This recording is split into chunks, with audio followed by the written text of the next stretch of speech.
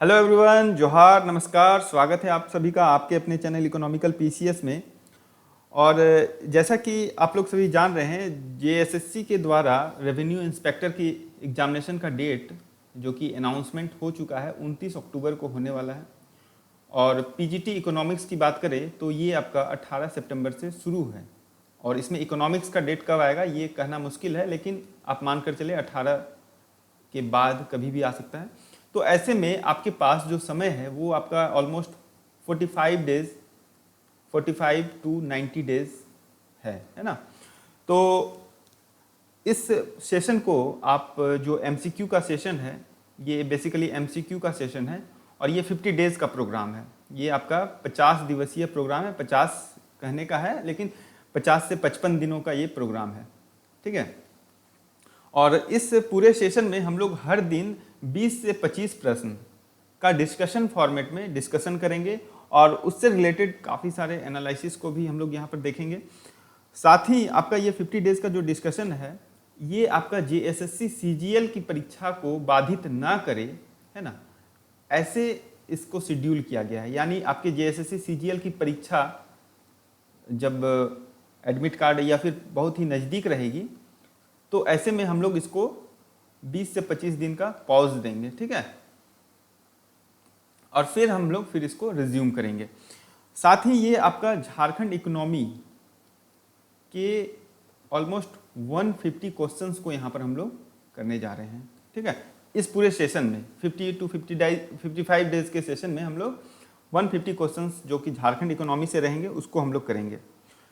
साथ ही बात करें तो ये आपका जो सेशन है वो कम्प्लीटली बाइलिंगुअल होगा, यानी आप किसी भी माध्यम के छात्र हों, यदि आप हिंदी माध्यम के हों या फिर अंग्रेजी माध्यम के हों, दोनों ही माध्यम में आपको किसी भी प्रकार की कोई दिक्कत नहीं होने वाली है। अगर आप हिंदी माध्यम के हैं तो हिंदी पीडीएफ है, अंग्रेजी माध्यम के हैं तो अंग्रेजी का पीडीएफ जो डे 1 के क्लास में हो चुका है वो वाला आपको प्रोवाइड कराया जाएगा। साथ ही आपको झारखंड के बजट का जो कंपाइलेशन जो है मेरे पास वो आपको हम देंगे। वो चीज़ें आपके लिए काफ़ी उपयोगी रहेगी एग्जामिनेशन के दृष्टिकोण से, ठीक है। तो शुरू करते हैं।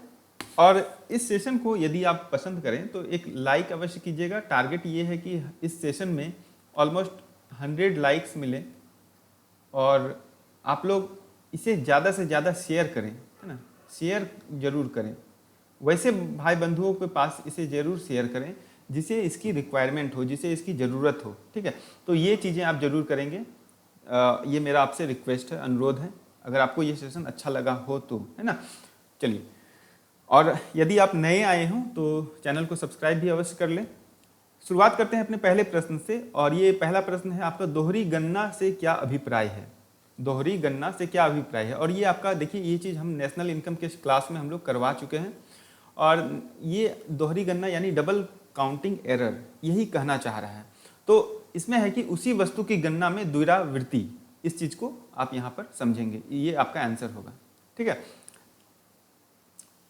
नेक्स्ट है आपका क्वेश्चन, कीन्स के तरलता जाल यानी कीन्स का लिक्विडिटी ट्रैप जो है उसके बारे में बताया जा रहा है कि इसमें मुद्रा की पूर्ति में वृद्धि क्या लाएगी, क्या लाती है। मुद्रा की पूर्ति यानी सप्लाई ऑफ मनी जो है उसमें वृद्धि हो तो ये क्या लाती है। तो ये बेसिकली आपका लाती है ब्याज की दर में कमी, यानी रेट ऑफ इंटरेस्ट में, रेट ऑफ इंटरेस्ट की बात करें तो इसमें ये क्या करेगा, कमी लाएगा, ठीक है। और ये कॉन्सेप्ट जो है ये आपका किन्सियन लिक्विडिटी ट्रैप के नाम से जाना जाता है, किन्सियन लिक्विडिटी ट्रैप, ठीक है। चलिए अब हम लोग आगे बढ़ते हैं और अगला क्वेश्चन जो है वो देखते हैं। कीन्स के द्वारा प्रतिपादित निवेश गुणक, निवेश गुणक, देखिए ये सारे जो क्वेश्चंस हैं ये आपका माइक्रो इकोनॉमिक्स से डिराइव्ड हैं, है ना। और माइक्रो इकोनॉमिक्स का जो चैप्टर है वो है आपका इकोनॉमिकल चॉइस यानी आर्थिक विकल्प, आर्थिक विकल्प। और यदि आपके पास सिलेबस होगा, सिलेबस अगर होगा रेवेन्यू इंस्पेक्टर का, ठीक है, और as it is syllabus JSSC के सीजीएल टेक्निकल का भी होने जा रहा है, इकोनॉमिक्स का जो टेक्निकल सब्जेक्ट रहेगा उसके लिए, ठीक है। तो ये सब्जेक्ट स्पेसिफिक रहेगा माइक्रो इकोनॉमिक्स से रिलेटेड, और इसमें आपका नेशनल इनकम का कुछ इनपुट रहेगा, ठीक है। तो ये आप यहाँ पर देखेंगे। तो इसमें जो आपका पॉइंट सिलेबस का जो पॉइंट है उसमें सेकेंड नंबर और आपका 6th नंबर, ये जो 2 चैप्टर है ये आपका कंप्लीटली जो है माइक्रो इकोनॉमिक्स का चैप्टर है ना। और इसमें कुछ इनपुट जो है आपका मैक्रो का है, ठीक है। तो किन्स के द्वारा प्रतिपादित निवेश गुणक, ये आपका निवेश गुणक है, इन्वेस्टमेंट मल्टीप्लायर की बात कर रहा है, ठीक है। अंग्रेजी में बात करें तो इन्वेस्टमेंट मल्टीप्लायर, और इसका जो सही उत्तर होगा वो होगा आपका डी वाला, है ना, 1 माइनस चेंज इन इनकम और चेंज इन कंजम्पशन, ठीक है। ये आपका यहाँ पर आंसर है। चलिए अब थोड़ा सा हम लोग डिस्कशन मोड में आ जाते हैं और अगला क्वेश्चन जो है उसे हम लोग देखेंगे।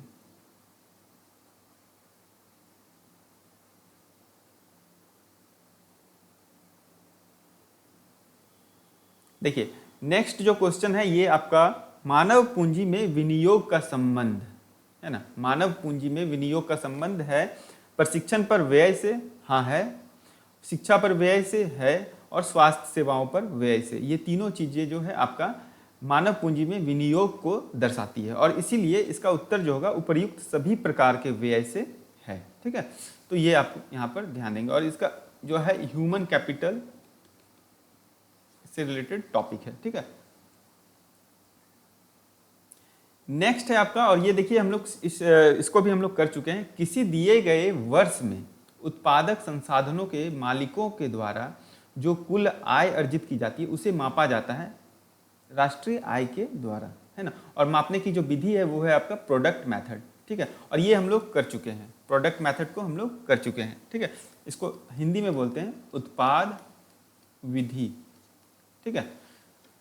और जैसा कि हम लोग जानते हैं आपका नेशनल इनकम को मेजर करने के लिए हम लोग 3 टाइप के मेथड को फॉलो करते हैं। पहला मेथड है आपका प्रोडक्ट मेथड यानी उत्पाद विधि, दूसरा है आपका एक्सपेंडिचर मेथड यानी व्यय विधि, और तीसरा है आपका इनकम मेथड यानी आय विधि, ठीक है। तो ये हम लोग डिटेल में डिस्कशन कर चुके हैं। आप अगर उस सेशन को नहीं देखें तो वो आप नेशनल इनकम वाले सेशन में चले जाएंगे, प्लेलिस्ट में जाएंगे तो वहां आपको मिल जाएगी, चीजें मिल जाएगी, ठीक है। चलिए ये बहुत ही अच्छा क्वेश्चन है, और देखिए इस तरह के सवाल हो सकता है कि एग्जामिनेशन में पूछेंगे, है ना, क्योंकि ये बहुत ज़्यादा भास्ट न्यूमेरिकल नहीं है। कॉन्सेप्ट की क्लैरिटी के लिए ये न्यूमेरिकल आपका यहाँ पर दिया गया है। भले ही देखने में काफ़ी बड़ा लग रहा हो, लेकिन ये न्यूमेरिकल आपका एग्जामिनेशन के पॉइंट ऑफ व्यू से काफ़ी इंपॉर्टेंट है, क्योंकि ये कॉन्सेप्ट बेस्ड है। तो यहाँ पर पूछ रहा है कि सकल राष्ट्रीय उत्पाद का आकलन कीजिए, जीएनपी का आकलन कीजिए, है ना। तो जीएनपी एट मार्केट प्राइस की बात हो रही है, क्योंकि यहाँ पर आप देखेंगे उपभोग्य वस्तुओं तथा सेवाओं का मूल्य, तो इसी से आप समझ जाएंगे कि मार्केट प्राइस की बात हो रही है। तो इसका जो ये होता है फॉर्मूला होता है वो होता है जीएनपी एट मार्केट प्राइस बराबर GDP at market price plus NFIA यानी net factor income from abroad. और net factor income from abroad यानी विदेशों से प्राप्त शुद्ध आय, ठीक है। ये इसका हिंदी हुआ। और यहाँ पर देखिए सारा चीज दिया हुआ है, यानी यहाँ पर दिया हुआ है आपका सी दिया हुआ है, उपभोग कंजम्पशन गुड्स का जो प्राइस है वो दिया हुआ है, ठीक है। कितना दिया है? 20,000 करोड़। पूंजीगत वस्तुओं तथा सेवाओं का मूल्य यानी आपका कैपिटल गुड्स एंड सर्विसेज का यहाँ पर दिया हुआ है 10,000। निर्यात का मूल्य यहाँ पर दिया हुआ है। निर्यात को हम लोग किस चीज से डिनोट करते हैं? तो एक्सपोर्ट से डिनोट करते हैं, ठीक है। तो वो दिया हुआ है आपका 4,000 करोड़ रुपया। और यहाँ पर आयात का मूल्य भी दिया हुआ है। आयात का मूल्य कितना दिया हुआ है? ये आपका 2600 करोड़ रुपये दिया हुआ है, जिसको हम लोग एम से डिनोट करते हैं, ठीक है। तो और यहाँ पर कुल घिसावट व्यय यानी टोटल डिप्रिसिएशन एक्सपेंडिचर भी दिया हुआ है, तो वो दिया हुआ है आपका 1600 करोड़ रुपीज़, ठीक है। तो यहाँ पर देखिए बड़ा सा अच्छा सा कॉन्सेप्ट बेस्ड ये क्वेश्चन है। नेट नेशनल प्रोडक्ट में डिप्रिसिएशन जो है वो आपका नेट नेशनल प्रोडक्ट में रहता है, यानी शुद्ध राष्ट्रीय उत्पाद में आपका रहता है, लेकिन सकल राष्ट्रीय उत्पाद में नहीं रहता है। तो हम लोगों को क्या निकालना है, सकल राष्ट्रीय उत्पाद निकालना है। तो इसीलिए यहाँ पर कॉन्सेप्ट के आधार पर अगर हम देखें तो 20,000 रुपये को यहाँ पर जोड़ देंगे, 10,000 रुपये को यहाँ पर जोड़ देंगे, 4,000 रुपये को भी यहाँ पर जोड़ देंगे। क्यों जोड़ेंगे? क्योंकि ये फॉर्मूला ही आपका ऐसा है कुछ, है ना। अगर आपने वो सेशन को मिस नहीं किया है, पढ़े हैं अगर अच्छे से, तो आपने पढ़ा होगा कि हम बताए थे आपको C plus I plus G plus X minus M, ये आपका GDP को दर्शाता है, ठीक है। तो ये चीज़ें यहाँ पर सेम एज इट इज आपको रख देना है और उसी प्रकार से यहाँ पर आपका आ जाएगा 20,000 प्लस 10,000 30,000, 34,000 और 34,000 में आपका 2,600 रुपये माइनस कर देना है। तो ये आपका टोटल हो जाएगा 31,400 करोड़ रुपया, है ना। और यही आपका GNP एट मार्केट प्राइस बराबर क्या होता है, GDP eight market price plus net factor income from abroad. तो यहाँ पर ये चीज़ें तो दी हुई नहीं है, तो यानी जीरो हम लोग कंसिडर करेंगे। और GDP एट मार्केट प्राइस कितना है, तो 31,400 दिया हुआ है, ठीक है। तो इसीलिए यहाँ पर क्या होगा, GNP एट मार्केट प्राइस क्या होगा, 31,400 करोड़ रुपया। और ये यहाँ पर आंसर होगा। देखिए कितना सिंपल सा क्वेश्चन, और ये देखिए आपका PGT के टीचर्स एग्जामिनेशन में आया हुआ है ना, KVS के। चलिए आगे हम लोग थोड़ा सा बढ़ते हैं और अपना अगला क्वेश्चन देखते हैं। देखिए अगला क्वेश्चन है स्फीति अंतराल, है ना। स्फीति अंतराल मापता है समग्र मांग के समग्र पूर्ति पर, यानी एग्रीगेट डिमांड की बात कर रहा है और एग्रीगेट सप्लाई की बात कर रहा है, ठीक है, पर आधिक्य को पूर्ण रोजगार के स्तर पर, है ना। तो ये आपका तो है ही, फुल एम्प्लॉयमेंट का जब कॉन्सेप्ट ही हम लोग लेकर चलते हैं। ये एग्रीगेट डिमांड और एग्रीगेट सप्लाई का जो मीटअप है ना, और वो स्फीति अंतराल यानी जो इंटरवल है, इन्फ्लेशनरी इंटरवल है, उस पर जो है उसके आधिक्य को पूर्ण रोजगार के स्तर पर ही ये मापता है, ठीक है। चलिए अगला क्वेश्चन है केन्स के रोजगार सिद्धांत में पूर्ण रोजगार का अर्थ क्या है ना।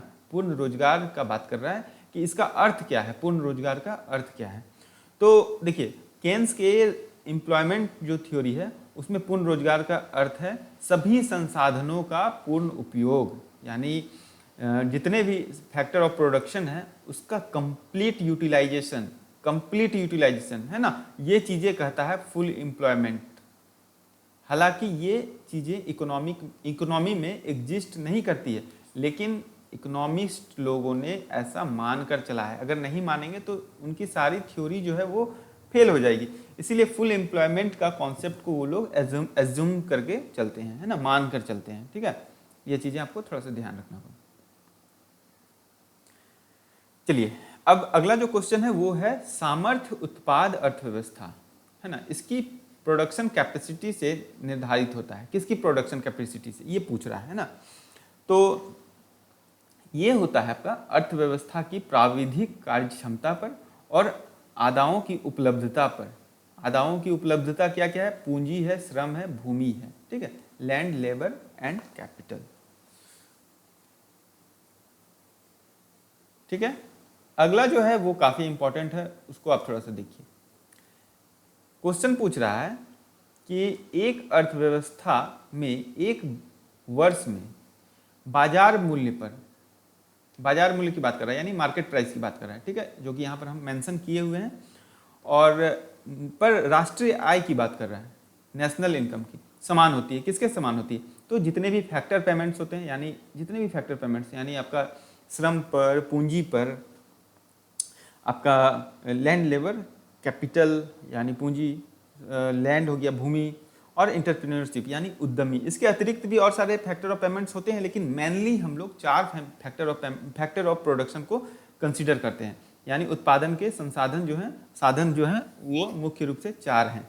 तो इसके पेमेंट्स को इंक्लूड कर दिया जाता है और उसमें हम लोग इनडायरेक्ट टैक्सेस को क्या करते हैं, जोड़ देते हैं, और साथ ही ग्रेचुइटी को लेस कर देते हैं, उपदानों को लेस कर देते हैं। तो हम लोग क्या करते हैं, ये जो इनकम है वो नेशनल इनकम के बराबर हो जाता है, ठीक है। चलिए अगला जो प्रश्न है वो आप थोड़ा सा देख लीजिए।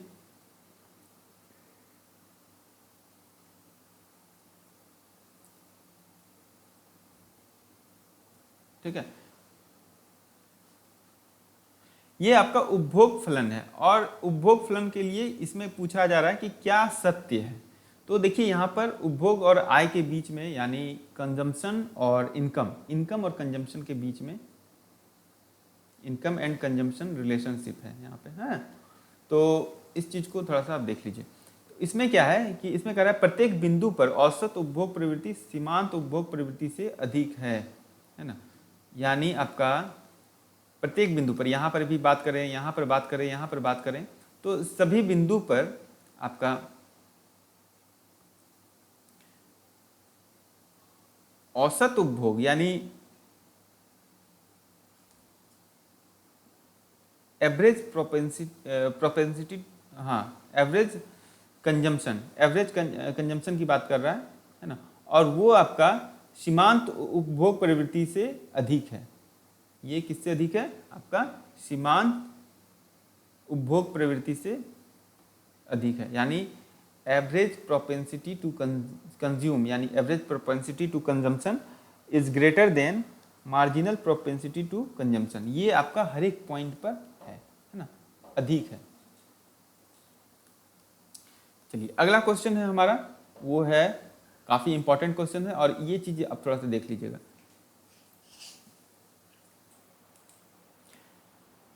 चलिए अगला जो प्रश्न है वो काफी इंपॉर्टेंट है, इसको थोड़ा सा देख लीजिए। ये कीमत घटने की स्थिति में निकृष्ट वस्तु यानी इन्फेरियर गुड्स की बात कर रहा है।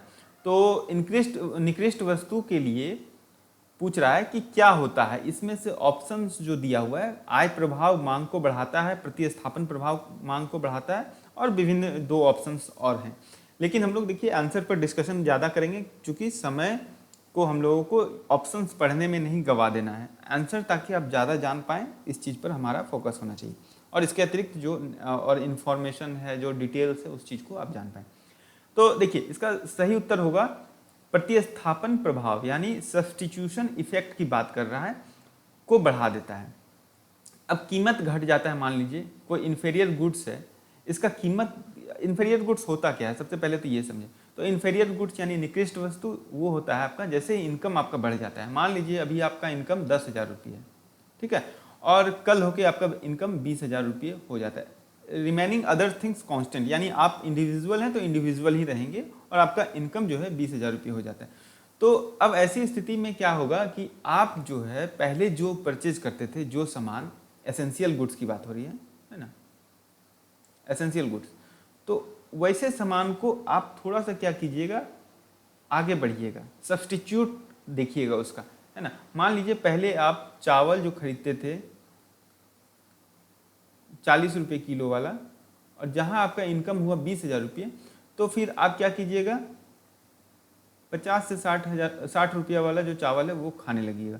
कारण क्या होता है कि आप जो है सब्स्टिट्यूट की तरफ बढ़ते हैं। तो ये सब्स्टिट्यूशन जो इफेक्ट है, ये क्या करता है, मांग को बढ़ा देता है। किसके मांग को बढ़ा देता है? उस वस्तु की मांग को बढ़ा देता है ना। तो यही चीज यहाँ पर है ना। अब जैसे डिस्काउंटेड कपड़ा मान लीजिए कोई परचेज कर रहा था, तो वो क्या होगा, शिफ्ट हो जाएगा ब्रांडेड कपड़ा की तरफ। तो यहाँ पर क्या है, निकृष्ट वस्तु क्या है, डिस्काउंटेड कपड़ा है ना। तो कीमत घटने की स्थिति में क्या होता है, मांग को बढ़ा दिया जाता है, ठीक है। अगला है आपका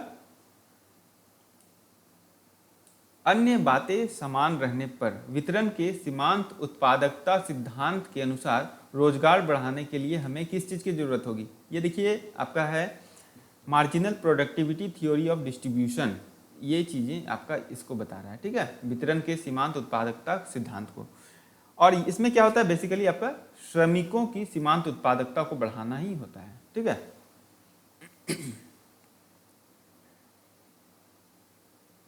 चलिए अब हम लोग जो है नेक्स्ट जो देख रहे हैं वो आपका यहां से देखेंगे।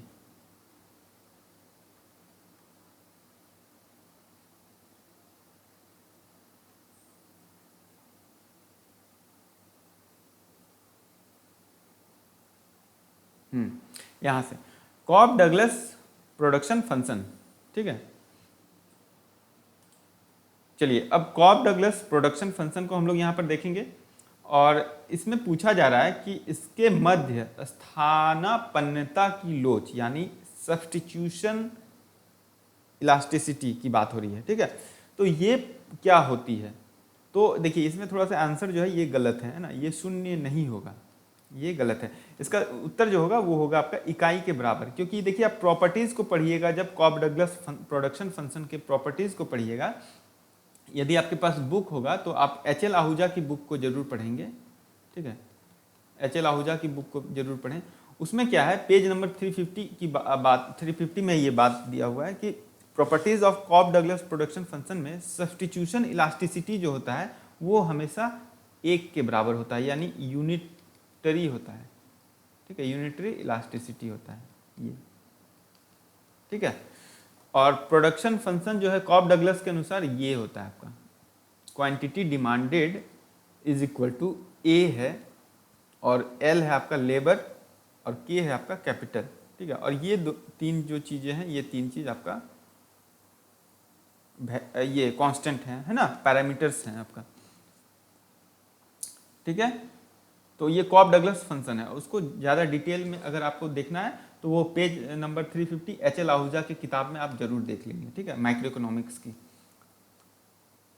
नेक्स्ट है आपका, यदि कीमत में वृद्धि के पश्चात वस्तु पर होने वाला व्यय बढ़ जाता है तो मांग की लोच क्या होती है, तो ये इकाई से कम होता है ना, क्योंकि यहाँ पर क्या होता है, इन इलास्टिक डिमांड की बात हो रही है ना। यदि कीमत में वृद्धि के पश्चात भी अगर वस्तु में होने वाला व्यय बढ़ जा रहा है, यानी इन इलास्टिसिटी ऑफ डिमांड की बात हो रही है। इलास्टिक डिमांड की बात होती तो क्या होता, प्राइस में अगर राइज हुआ तो क्वांटिटी डिमांडेड में क्या होगा, गिरावट होगा, है ना। ये होगा आपका इलास्टिक डिमांड का बात। इन इलास्टिक डिमांड यानी बेलोचदार मांग की बात हो रही है, तो वहां पर क्या होगा, प्राइस में भी बढ़ा और क्वांटिटी भी बढ़ गया, तो यही चीज यहाँ पर बोल रहा है ना। तो ये क्या होगा, इकाई से कम होगा, यानी यहाँ पर इलास्टिसिटी ऑफ डिमांड क्या होगा आपका 1 से कम होगा, लेस देन 1 होगा, ठीक है। और इसको देखिए हम लोग यहाँ पर दर्शाए हैं किस प्रकार से, ये ग्राफ में, ये देखिए P1 है, ये P2 है। P1 पे आपका डिमांड जो है ये यहाँ पर है, ठीक है, P1 में, और P2 में क्या हुआ कि आपका यहाँ पर हो गया, तो ये हो गया आपका इन इलास्टिक डिमांड, ठीक है। चलिए, और ये सब देखिए प्रीवियस ईयर क्वेश्चंस को ही यहाँ पर किया जा रहा है। अगला जो प्रश्न है उसमें पूछा जा रहा है कि निम्न में से किस अर्थशास्त्री ने अल्प अधिकार के अंतर्गत कीमत जड़ता की व्याख्या करने के लिए कोनेदार मांग वक्र का प्रयोग किया था, यानी किंग डिमांड कर्व की बात हो रही है ना, किंग डिमांड कर्व यानी कोनेदार मांग वक्र की बात हो रही है। तो ये कोनेदार मांग वक्र जो है किसने प्रतिपादित किया था, पॉल एम स्वीजी, पॉल एम स्वीजी, ठीक है। ये बहुत ही प्रोमिनेंट इकोनॉमिस्ट हैं, ठीक है, और हम सभी ने पढ़ा होगा अपने ग्रेजुएशन या फिर मास्टर्स के दौरान ये टॉपिक को। और इसमें बेसिकली क्या होता है कि आपका जो प्राइस है और क्वांटिटी है, इसमें जो डिमांड कर्व है वो आपका कुछ इस तरह का शेप ले लेता है ना, और उसको हम लोग बोलते हैं किंग्ड डिमांड कर्व, ठीक है, इस प्रकार का शेप लेता है। चलिए, और ये भी देखिए एग्जामिनेशन में पूछा गया, जितने भी क्वेश्चन हैं सभी एग्जामिनेशन में पूछे गए हैं, ठीक है। नेक्स्ट जो क्वेश्चन है वो है आपका आर्थिक सिद्धांत सेटेरस पेरिबस। आर्थिक सिद्धांत में मोस्ट ऑफ द जो इकोनॉमिक थ्योरी होते हैं उसमें पूछा जा रहा है कि सेटेरस पेरिबस किस का जो शब्द है ये किस चीज को सूचित करता है, तो ये सूचित करता है अन्य बातें समान है ना, यानी अदर थिंग्स रिमेन्स कांस्टेंट या फिर अदर थिंग्स रिमेन्स सेम, है ना। देखिए इकोनॉमिक्स में काफ़ी ज़्यादा एजम्पशंस को लिया जाता है। एजम्पशंस हो गया आपका मतलब मान्यताएं, है ना, मान्यताएं, है ना। तो मान्यताएं यानी मान लेना, तो अन्य बातें समान है कई बार माना जाता है ना, तो ये आपका इकोनॉमिक्स में जो टर्म होता है उसको हम लोग कहते हैं सेटेरस पेरिबस, ठीक है। चलिए, ये देखिए केवीएस की परीक्षा में पूछा गया प्रश्न था, ठीक है। अब है आपका नेक्स्ट जो क्वेश्चन, वो काफ़ी इंपॉर्टेंट क्वेश्चन है, वो है आपका लर्नर के एकाधिकारी शक्ति यानी डिग्री ऑफ मोनोपोली की बात हो रही है ना, डिग्री ऑफ मोनोपोली पावर की बात हो रही है। और ये सूचकांक को व्यक्त किया जाता है किस रूप में, P माइनस MC/P, ये आपका जो है डिग्री ऑफ मोनोपोली पावर को प्रस्तुत किया जाता है। और ये इसको प्रतिपादक कौन थे, प्रोफेसर AP लर्नर्स, है ना, इन्होंने ही मोनोपोली के पावर को डिग्राइज किया था, यानी डिग्रीकरण किया था इसका, ठीक है। यानी एकाधिकारी शक्ति के सूचकांक को परिभाषित किसने किया था? एपी लर्नर्स ने। और अगर परफेक्ट कंपटीशन आ जाएगा तो वहाँ पर डिग्री क्या होगा? ये 0 हो जाएगा। ये भी ध्यान रखिएगा, ऐसा भी प्रश्न पूछा गया है, ठीक है, कि अगर वहाँ पर तो मोनोपोली पावर क्या होगा? 0 हो जाएगा। हालांकि ये बहुत ही सिंपल सा प्रश्न है, लेकिन कई बार परीक्षा में उलझा देता है ना। और अगर इसके बारे में थोड़ा सा डिटेल में आपको पढ़ना है तो आप HL आहूजा की किताब के पेज नंबर 520 के माइक्रो इकोनॉमिक्स वाले जो है उसमें आप डिटेल एक्सप्लेनेशन देख सकते हैं, ठीक है। और यहाँ पर जितना जरूरत का बात था वो हम यहाँ पर आपको बता दिए हैं, ठीक है। चलिए अगला है, वह कौन सा नियम है जिसके अनुसार रुचि एवं वरीयताएं दिए होने पर जैसे जैसे आय बढ़ती है वैसे ही भोजन आदि पर व्यय की जाने वाली आय का अनुपात घटता जाता है, ठीक है। तो ये एक्चुअली क्या है? एंजल का नियम है, एंजल का नियम है, ठीक है। एंजल का नियम बेसिकली आपका इनकम और कंजम्पशन पर बेस्ड है ना।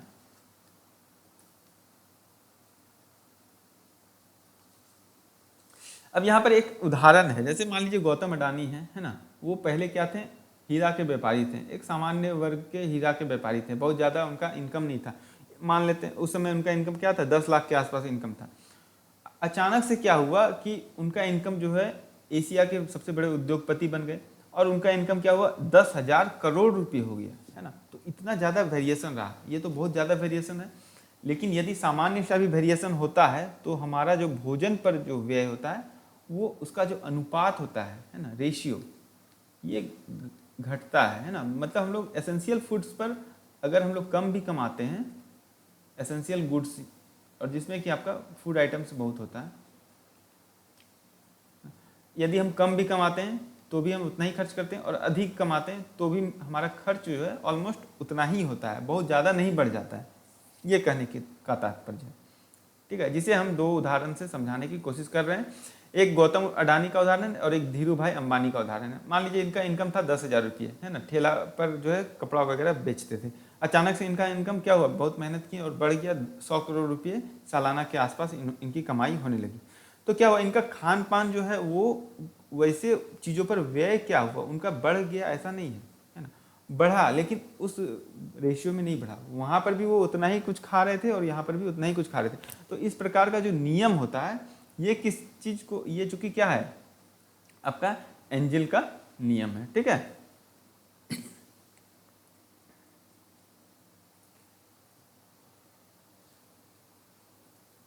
ठीक है, और गिफिन गुड्स में भी आपका यही चीज है। गिफिन गुड्स में क्या होता है,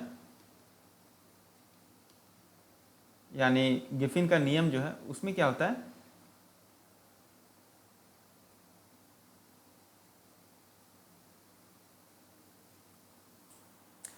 गिफिन गुड्स में क्या होता है कि आपका मान लीजिए लो इनकम है ना, और ये नॉन लग्जरी प्रोडक्ट्स में ही ये चीज़ें अप्लाई होता है ना। मान लीजिए कोई ऐसा भोग विलासिता से वाला वस्तु नहीं होगा ये, है ना, ये आपका नॉन लग्जरी प्रोडक्ट्स ही होगा।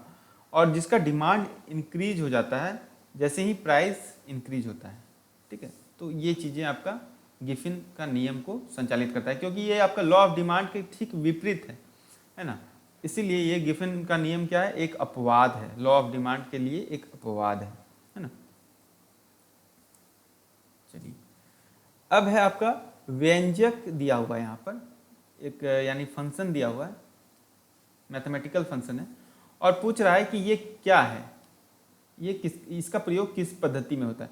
तो ये देखिए लैग्रांजेस की पद्धति में इसका यूज होता है, ठीक है, ये आपका लैग्रांजेस की पद्धति में होता है। और कह रहा है कि this method is generally used in mathematical optimization, or the method of Lagrange's multipliers is an important technique applied to determine the local maxima and minima of a function।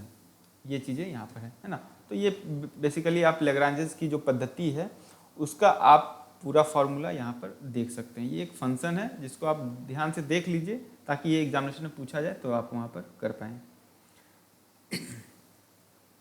Next है आपका एजवर्थ बॉक्स डायग्राम, इसकी बात हो रही है, Edgeworth box diagram.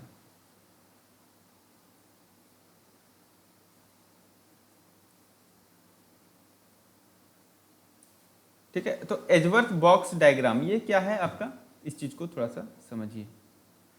तो Edgeworth box diagram जो है वो आपका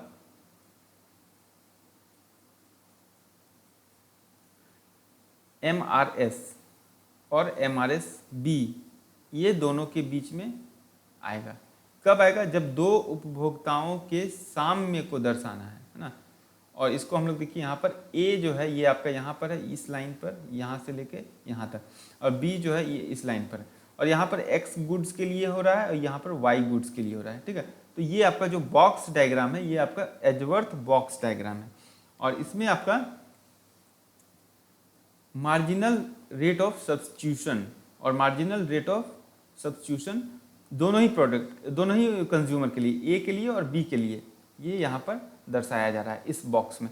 तो इसीलिए ये पूछा जा रहा है कि एजवर्थ बॉक्स मानचित्र में दो उपभोक्ताओं के साम्य को दर्शाना है, तो ये शर्त क्या होगा, तो ये शर्त होगा, ठीक है।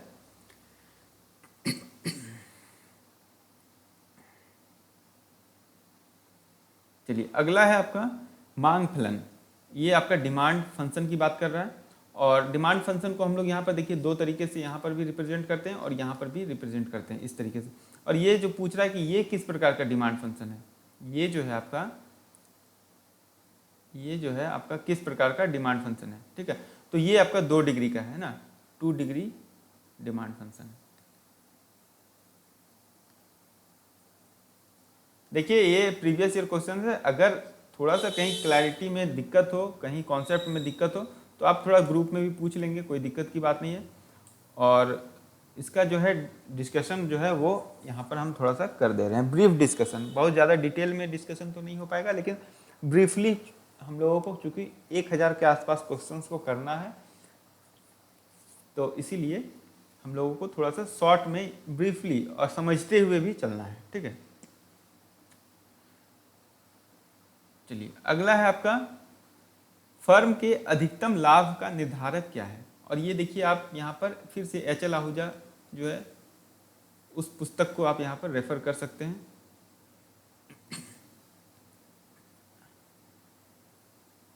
आहूजा, ठीक है।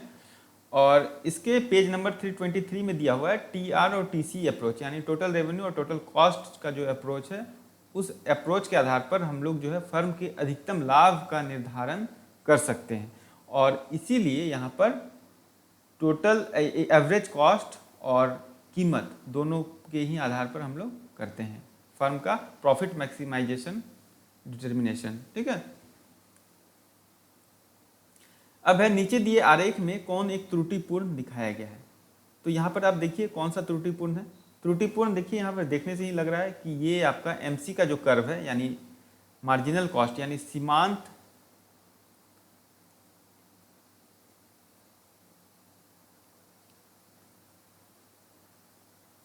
लागत का जो कर्व है आपका, और एवरेज कॉस्ट यानी औसत लागत, ठीक है। तो ये दोनों ही जो कर्व है, इसमें देखिए क्या होता है, MC का जो कर्व है यानी मार्जिनल कॉस्ट का जो कर्व है, वो हमेशा क्या होता है, एवरेज कॉस्ट के सबसे लोएस्ट पॉइंट से इंटरसेक्ट होता है, यानी यहाँ से होगा ना। और A और B में देखिए आप काफ़ी अंतर है ना, B लोएस्ट पॉइंट है, नहीं है, A है, तो यहाँ से ना होना चाहिए था। तो ये चीज़ें आपका ऐसे न जाकर यहाँ से जाता, ठीक है। लेकिन यहाँ पर ये चीज़ें गलत दिया हुआ है, तो इसीलिए यहाँ पर MC का जो कर्व है ये त्रुटिपूर्ण दिखाया हुआ है ना, ये चीज़ें यहाँ पर बोल रहा है, ठीक है। अब है हमारा नेक्स्ट श्रम L तथा K पूंजी है ना, L लेबर है और K कैपिटल है।